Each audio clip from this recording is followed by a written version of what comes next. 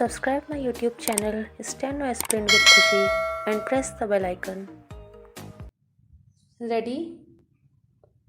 Start. Delhi की आम आदमी पार्टी सरकार के शिक्षा मंत्री की केंद्रीय अन्वेषण ब्यूरो द्वारा पूछताछ के बाद गिरफ्तारी से खफा दिल्ली के मुख्यमंत्री सहित पार्टी के सभी नेता सीधे केंद्र सरकार और जांच एजेंसी पर सवालिया निशान लगाते दिखाई पड़ रहे हैं। कई नेता सीधे सीधे प्रधानमंत्री पर हमलावर दिखाई पड़ रहे हैं। इससे पहले दिल्ली सरकार के मंत्री सत्येंद्र जैन भी जेल में हैं और उनके पक्ष में भी यही नेता लामबंद दिखाई दिए थे। इन आरोपों प्रत्यारोपों के बीच जनता अक्सर पसोपेश में पड़ जाती है कि आखिर कौन सच्चा और कौन झूठा है। हालांकि कथनी और करनी का फर्क आम आदमी पार्टी के नेताओं और कार्यकर्ताओं में कई बार देखा जा चुका है। और तो और अरविंद केजरीवाल जो कभी सादी चप्पल, सादा मफलर और सादी कार का दिखावा किया करते थे, ने राजसी ठाठ दिखाने शुरू कर दिए हैं। ऐसे में जनता को अपने विवेक का उपयोग करते हुए निर्णय करना चाहिए और नेताओं को भी जांच एजेंसियों की विश्वसनीयता पर बेवजह सवाल नहीं उठाने चाहिए। देश में गवाहों की सुरक्षा को लेकर लगातार सवाल खड़े हो रहे हैं।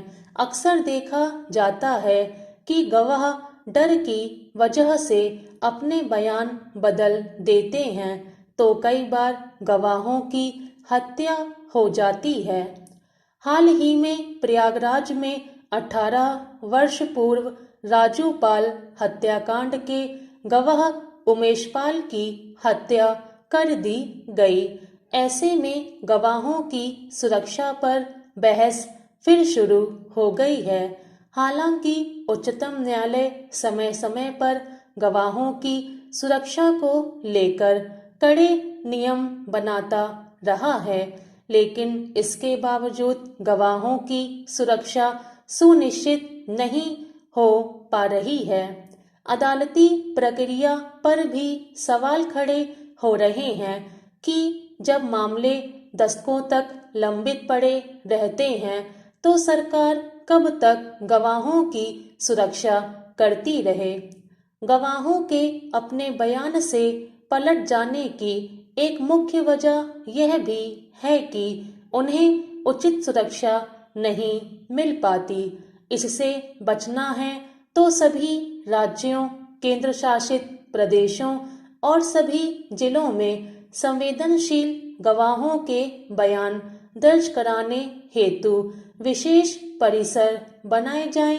केंद्र सरकार वित्तीय एवं अन्य तरीकों से राज्यों की मदद करे और गवाह व आरोपी को मुकदमे की तारीख के समय आमने सामने न लाया जाए। मुकदमे के जल्द निपटारे का इंतजाम किया जाए और इस दौरान गवाहों को पुख्ता सुरक्षा मुहैया कराई जाए। गवाह न्यायालय के आंख और कान होते हैं। ज्यादातर अदालती फैसले गवाहियों के आधार पर ही होते हैं, लेकिन गवाह संरक्षण अधिनियम 2018 आने के बाद भी गवाहों की सुरक्षा में सुधार के पुख्ता इंतजाम नहीं दिख रहे हैं। वर्ष 1947 में देश को अंग्रेजों की गुलामी से मुक्ति मिली। देश को आजाद कराने में सभी जातियों और धर्मों के लोगों ने कुर्बानियां दी, लेकिन विडंबना यह थी कि कुछ महत्वाकांक्षी नेताओं की वजह से आजादी के साथ देश का बंटवारा भी हुआ। भारत और पाकिस्तान दो अलग अलग देश बन गए, जहां एक तरफ विश्व पटल पर भारतीय लोकतांत्रिक व्यवस्था अपनाते हुए आगे बढ़ता रहा, वहीं दूसरी तरफ पाकिस्तान कट्टरपंथी इस्लामी राष्ट्र बनने की राह पर चला। आज भारत विश्व में एक ताकतवर देश के रूप में पहचाना जाता है, तो उसमें सभी राजनीतिक दलों का और देश के सभी पूर्व प्रधानमंत्रियों का योगदान है, चाहे वो नेहरू जी हों, शास्त्री जी हों, इंदिरा गांधी हों, अटल जी हों।